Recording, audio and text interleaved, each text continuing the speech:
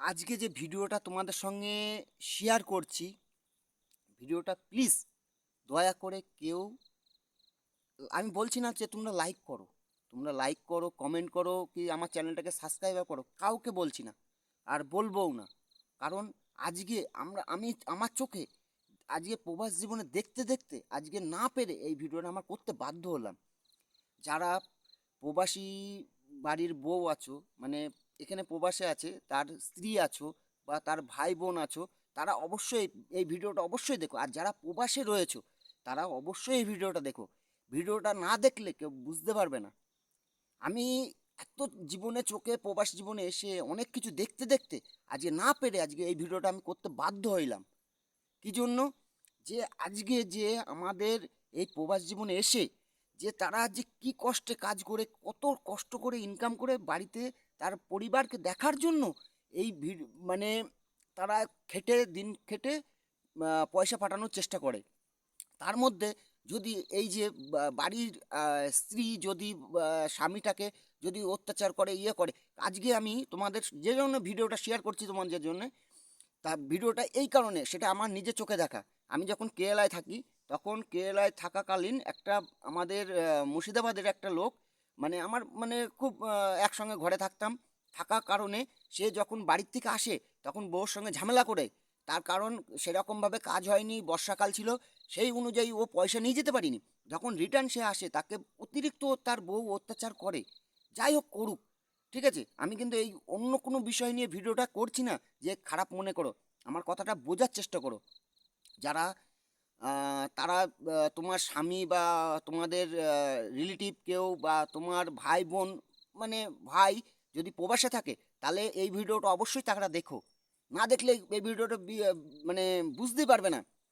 এই কথাগুলো আমি আমার মানে মনের থেকে বলছি, যে আমি নিজের চোখে দেখতে দেখতে আজকে না পেরে আজকে এই ভিডিওটা আমি করেছি তোমাদের জানানোর জন্য। এরকম কিছু কেউ কেউ কিছু প্রবাসী ভাই বা আমার বন্ধুরা, তাদের যেন কেউ এরকম করো না।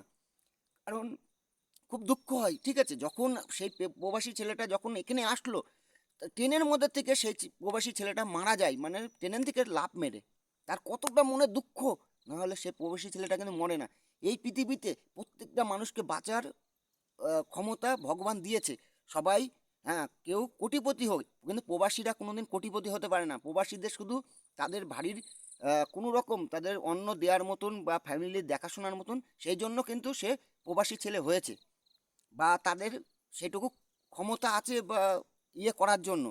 তাছাড়া প্রবাসী কোনো কোনো কোটিপতি না। আমার কথাগুলো হয়তো শুনতে খারাপ লাগছে, কিন্তু অরিজিনালি বাস্তব। প্রবাসী কোনো দিন সেরকম কোটিপতি ঘরের ছেলে না। আর যদি কোটিপতি ঘরের ছেলে হতো, সে প্রবাসে আসতো না। সে চার চাকা গাড়ি নিয়ে হোক, বাইক নিয়ে হোক, সে কিন্তু সব জায়গায় ঘুরে বেড়াতো। তা প্রবাসটা এমনই একটা জিনিস, যে না যে এসছে সে কিন্তু বুঝতে পারবে না প্রবাসটা কেমন। আমি যে রয়েছি, আমার চোখে প্রচুর কিছু দেখেছি জীবনে। ওপর থেকে পড়ে যাওয়া একটা বাড়ির একটা সন্তান যদি ওপর থেকে পড়ে মরে যায়, তার থেকে মানে চোখ দিয়ে জল ছাড়া কিছু আসবে না, জল ছাড়া কিছু আসবে না।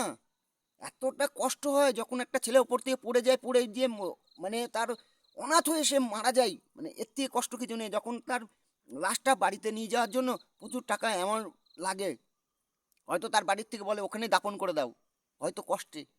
কিন্তু এই দুঃখটা না সেই বোঝে, যে একটা প্রবাসী ছেলে সেই বুঝবে। তা তোমরা যারা প্রবাসে রয়েছে এই ভিডিওটা দেখছো, তোমাদের বলছি না তোমাকে এই ভিডিওটা শেয়ার করো, ইয়ে করো, লাইক করো বা আমাকে কমেন্ট করো বা আমার চ্যানেলটাকে সাবস্ক্রাইব করো, আমি কোনো সময় বলছি না আর বলবোও না।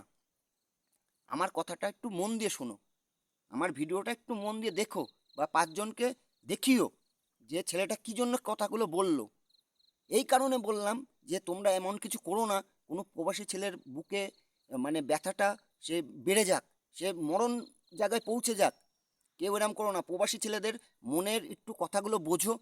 যারা প্রবাসীর স্ত্রী আছো, তারা তাকে ফোন করো, করে তার মনের দুঃখটা বোঝো, বুঝে তাকে ডিমান্ড করো, অবশ্যই সে পূরণ করবে। আমি চ্যালেঞ্জ দিচ্ছি, অবশ্যই সে পূরণ করবে, করবেই। কারণ প্রবাসী ছেলেদের মন এতটা ভালো। আমার মন ভালো বলছি না, প্রবাসী প্রত্যেকটা ছেলেপেলের মন ভালো।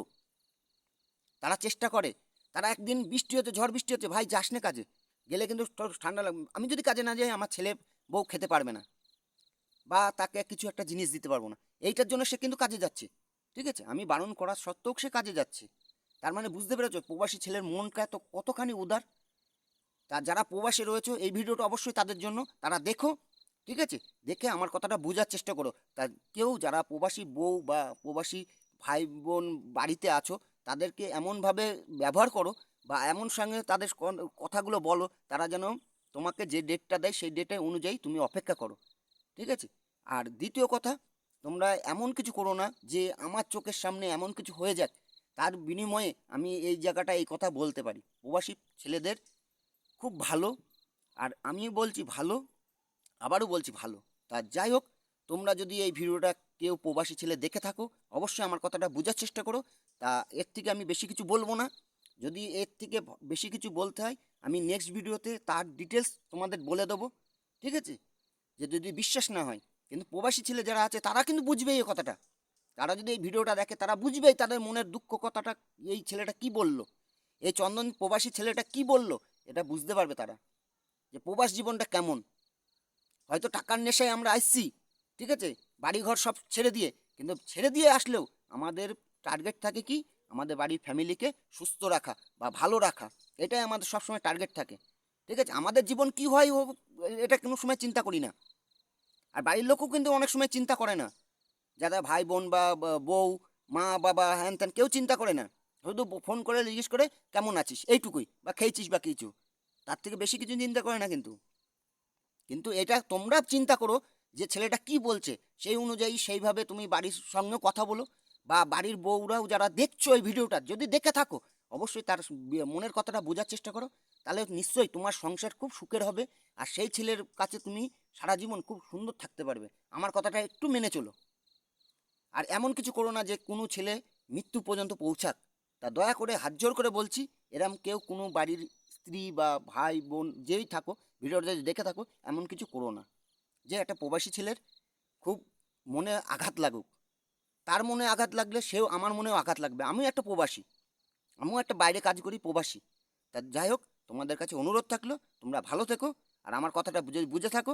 অবশ্যই 5টা ছেলেকে দেখিও, তাহলে সে বুঝতে পারবে। আমি বলছি না আমার চ্যানেলটাকে শেয়ার করো বা আমার এই ভিডিওটাকে শেয়ার করো, আমার চ্যানেলটাকে সাবস্ক্রাইব করো। তা যাই হোক, সবাই ভালো থেকো, ধন্যবাদ।